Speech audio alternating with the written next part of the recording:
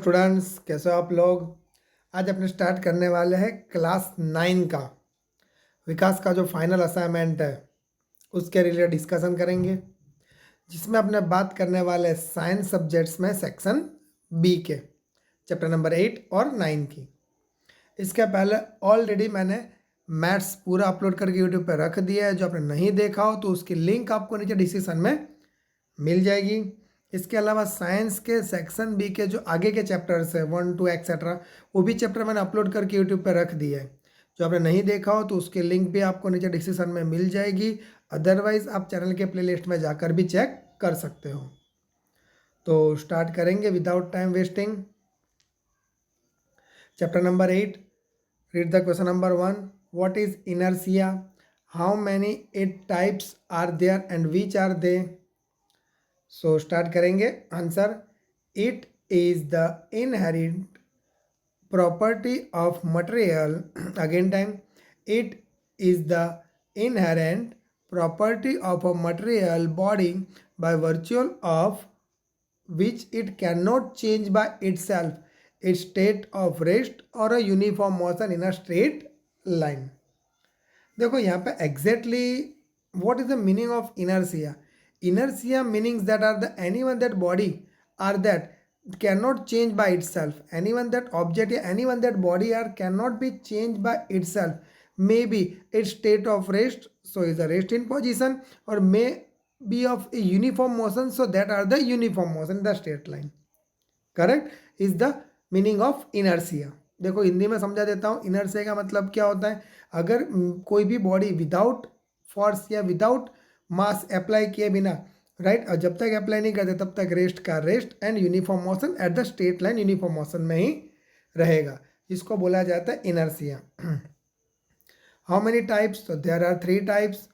So which are they? Inertia of rest, inertia of motion and inertia of direction. Clear? Okay, next question. Define the momentum and state is SI unit. So define the momentum. Momentum, the product of mass and velocity, is momentum. SI unit, kilogram meter per second. Clear? Okay, next. When a carpet is beaten with a stick, dust comes out of it. Explain. तो answer क्या आएगा? When a carpet is beaten with a stick, when a carpet is beaten with a stick, the carpet comes into the motion. Carpet motion में आता है, but dust of the particle remain at the rest due to inertia. Correct? The dust particle remains at rest due to inertia and comes out of the carpets and fall down. Right? Again time repeated. When a carpet is beaten with a stick, the carpet comes into a motion, but dust particle remains at rest due to inertia and comes out of the carpet and fall down. Right, ये आप अपने words में भी answer लिख सकते हो। मैंने format में आंसर बना के दिया है। Next question, give difference between the force and momentum. So what is the difference? What is the definition of force? Push and pull acting on an object is called a force. Momentum, अभी आगे लिखा था इसकी definition. The product of mass and velocity is called a momentum. Force का ऐसा unit Newton, जबकि momentum का ऐसा यूनिट किलोग्राम मीटर पर second.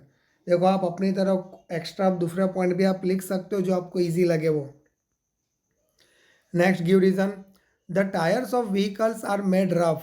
Why the tires of the vehicles are made rough? अगर मैं भी चेक किया हो तो ये आंसर टर्म 2 में, मतलब टर्म 2 के एग्जाम में आया था। Okay, when a vehicles in the motion due to the rough surface of the tires of vehicles. Why? Because the force of friction between the tires and the road. अगर tyres आपके rough रहेंगे तो road और tyres के बीच में क्या होगा? Friction ज़्यादा होगा। And due to sufficient frictions की वजह से the tyres do not slip, tyre slip नहीं हो पाता and it is safe to drive, और इजीली वो ड्राइव कर सकता है। Done? Okay, next question, give reason. A person slips if he steps on a banana skin. तो उसका आंसर क्या आएगा?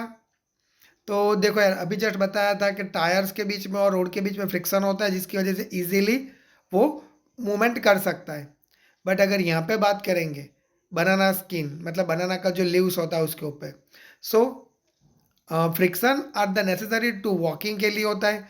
When we step the banana peels, तो फ्रिक्शन क्या हो जाता है आपका, रिड्यूस हो जाता है। अगर उसका फ्रिक्शन रिड्यूस हो जाता है between the feet and the surface of the road के बीच में, सो दैट्स वाई, जिसकी वजह से आपका जो पर्सन का जो लेग्स है वो स्लिप होना स्टार्ट हो जाता है बनाना पिल्स के ऊपर से।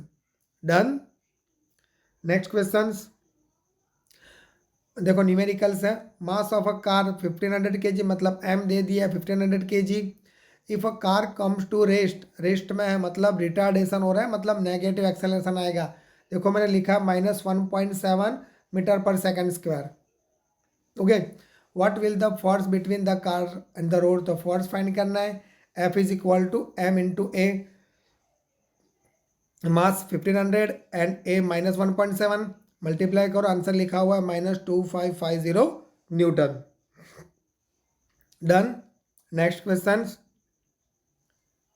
How many newton force is required to produce an acceleration of 80 centimeter square in an object of mass 500 ग्राम। तो देखो यार, यहाँ पे एक्सेलरेशन दिया है 80 सेंटीमीटर अपॉन सेकंड स्क्वायर, तो उसको मीटर में कन्वर्ट करो तो 0.8 आएगा, राइट। एंड सेम उसी तरह मास 500 ग्राम दिया है, तो उसको केजी में कन्वर्ट करो तो 0.5 ग्राम। फॉर्मूला सेम आएगी, फोर्स फाइंड करना है, तो F is equal to M into a, 0.5 into 0.8, 0.4। Done. Next, a force of 5 Newton act on an object of mass 2 kg for 2 seconds, then what is the change in its momentum। देखो यहाँ पे आप दूसरी formula भी apply कर सकते हो, delta p is equal to M into t वाली फॉर्मूला भी अप्लाई करके आप आंसर यहाँ पे लिख सकते हो, correct. F into delta p is equal to F into t वाली फॉर्मूला भी आप लिख सकते हो, बट मैंने यहाँ पे डिस्क्राइब वाइज किया हुआ है। F is equal to mass into acceleration, जहाँ से मैंने एक्सेलरेशन फाइंड आउट किया है। देखो एफ कितना था 5 न्यूटन, मास था 2, तो ए कितना मिलेगा 5 डिवाइडेड बाई 2, 2.5। उसी तरह मैंने वी फाइंड किया, a is equal to v minus u upon t, a की value 2.5, v and u initial velocity मतलब 0, तो आंसर मिलेगा वी कितना मिलेगा 5। एंड मोमेंटम फाइंड करना है, p is equal to M into v, तो 2 5 जार 10। इसके अलावा मैंने आपको दूसरी फॉर्मूला भी बोले, बताइए। Delta p is equal to F into t के फॉर्मूला में भी आप कर सकते हो। Next, an object as the momentum of 28 kilogram metre पर सेकंड, मतलब पी गिवन है। If its velocity v given है 1.4, उसका मास फाइंड करना है। देखो मैंने सॉल्व किया है, p is equal to M into v, p की जगह पे 28 लिखा है और वी की जगह पे 1.4, एम वहाँ पे ही रखा है, 28 डिवाइडेड बाय 1.4, तो मास कितना मिलेगा 20 kg, correct. Next 11 number, if N object of mass 10 kg accelerates in the straight linear motion with an acceleration of 4 metre पर सेकंड स्क्वायर इन 5 सेकंड, मतलब ए मिल गया है 4 और टी मिल गया है 5 सेकंड और एम दे दिया गया है 10, तो formula v is equal to you plus a t पे अपने क्या फाइंड करेंगे, v minus u, correct. Okay, उसके बाद उन्होंने बताया चेंज ऑफ मोमेंटम, मतलब मोमेंटम चेंज हो रहा है, तो p is equal to m bracket v minus u, correct. A t का तो वाले फॉर्मूला लिख दिए अपने ने, करेक्ट। तो m bracket v minus you, तो v m कितना आपके पास 10 और v कितना मिला आपको v माइनस यू 20, तो p कितना मिलेगा टोटल 200 किलोग्राम मीटर पर second, right. Next chapter number 9, what will be the weight in newton on an object of mass 10 kg on earth and on moon. तो देखो यहाँ पे सिंपल क्वेश्चन पूछा गया था, W is equal to M into g, मतलब weight मिल जाएगा, mass given था, जी 9.8 लेके चलेंगे तो वेट कितना मिलेगा आपको 98 न्यूटन। बट वही न्यूटन आपको कहाँ पे ले जाना है, मून पर ले जाना है और वहाँ पे उसका वेट लेना है। तो आपको पता है कि भाई अर्थ के ग्रेविटेशन से जो मून का ग्रेविटेशन है 1/6 जितना लेस देन है, तो weight of an object 98 divided by 6 करेंगे तो आंसर मिलेगा 16.3 न्यूटन। करेक्ट। क्योंकि नेक्स्ट जो क्वेश्चन पूछा गया है बहुत अच्छा पूछा गया, बट उनको ये नहीं बताया दिया गया है, उनको ऑलरेडी क्वेश्चन कुछ अलग पूछना था। इस तरह रीड करो पता चलेगा। Calculate the weight of N object of mass 70 kg on the moon, मतलब मून के ऊपर आपका मास 70 kg है। Okay, what will be the mass on the moon, देखो मास तो ऑलरेडी दे ही दिया है ना आपको 70 kg। What will the mass on the moon, तो मास तो 70 kg गिवन है, तो आंसर वही आएगा ना, सेम पूछा गया। उन्होंने को ऐसा पूछना था what will B it's the mass on earth, तो मे भी आपका आंसर लेता, बट उन्होंने ऐसा ही पूछा है तो मैंने डायरेक्टली सॉल्व कर दिया है, न्यूटन में कन्वर्ट कर दिया है सिर्फ weight. W is equal to M into G, 70 into 100 700 newton. अगर मे भी यहाँ पे अर्थ आता तो थोड़ा और चेंजेस करना पड़ता इसके अंदर। ओके, स्टार्ट करेंगे next. A stone is a thrown in the upper direction, मतलब देखो मैं स्टोन को अपर डायरेक्शन पे थ्रो कर रहा हूँ, मतलब ग्रेविटेशन के अपोजिट डायरेक्शन में।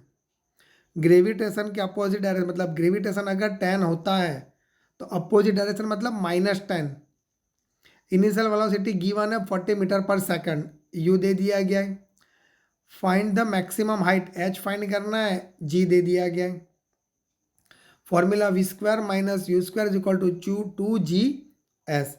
वी की वैल्यू 0, यू कितना दिया गया है 40 स्क्वायर 2 इंटू जी की वैल्यू -10 इंटू एस। तो देखो यार यहाँ पर भी माइनस है -10, और सामने देखो 40 के आगे भी माइनस है, तो बोथ माइनस माइनस प्लस हो जाएंगे। 40 स्क्वायर इसलिए 2 बार लिखा है, 2 इंटू 10 नीचे चले जाएंगे डिवाइड में, तो आपको आंसर मिलेगा 80, right, 80 metre.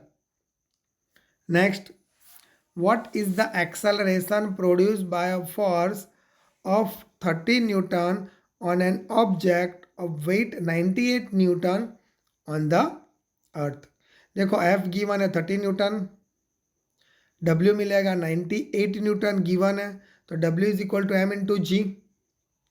Okay, W is equal to M into g, तो 98 न्यूटन डिवाइडेड बाय 9.8 ग्रेविटेशन, तो आंसर मिलेगा मास 10 kg। आपको फाइंड आउट करना है एक्सेलरेशन, तो F is equal to M into a, force given है 30 न्यूटन, जबकि आपको मास मिला है 10 kg, तो 10 डिवाइड में आ जाएगा, तो एक्सेलरेशन कितना मिलेगा 3 metre upon second square. Done. Next question, question number 5। A stone is allowed to fall freely from the top of a tower is 19.6 meter high. Find its final velocity before it hits the surface of the earth. देखो अपने क्या कर रहे हैं, ऊपर से कोई चीज़ को नीचे फेंक रहे हैं, मतलब इनिशियल वेलोसिटी आपको मिलेगी 0। अगर कोई चीज़ को नीचे से ऊपर जाने देते हैं डाउन टू अपर डायरेक्शन, तो यू की वैल्यू मिलेगी, तब वी की वैल्यू 0 होगी। बट कोई ऑब्जेक्ट को अप टू डाउन आ रहा है, मतलब ऊपर से नीचे फेंक रहा है, मतलब initial velocity 0 and final velocity कुछ ना कुछ मिलेगी जिसकी वेलोसिटी होगी वो, राइट। ओके, यू 0, जी की वैल्यू गिवन है -+9.8 मीटर पर सेकंड स्क्वायर, एंड एस दे दिया गया 19.6। Formula V square minus U square is equal to 2GS। V की वैल्यू फाइंड करनी है, यू की वैल्यू 0, 2 इंटू 9.8 इंटू 19.6, तो देखो यहाँ पे 2 बार 2 से मल्टीप्लाई करो 9.8, तो क्या आएगा 19.6, तो 2 बार आएगा 19.6, तो वी कितना मिलेगा सिर्फ 19.6 मीटर पर second velocity. Next question, a car, toy car fall from the shelf to the floor below in 0.5 second में नीचे आ जा रहा है। For easy calculation, take the value of g to be a 10 metre पर second square, g की value भी given है।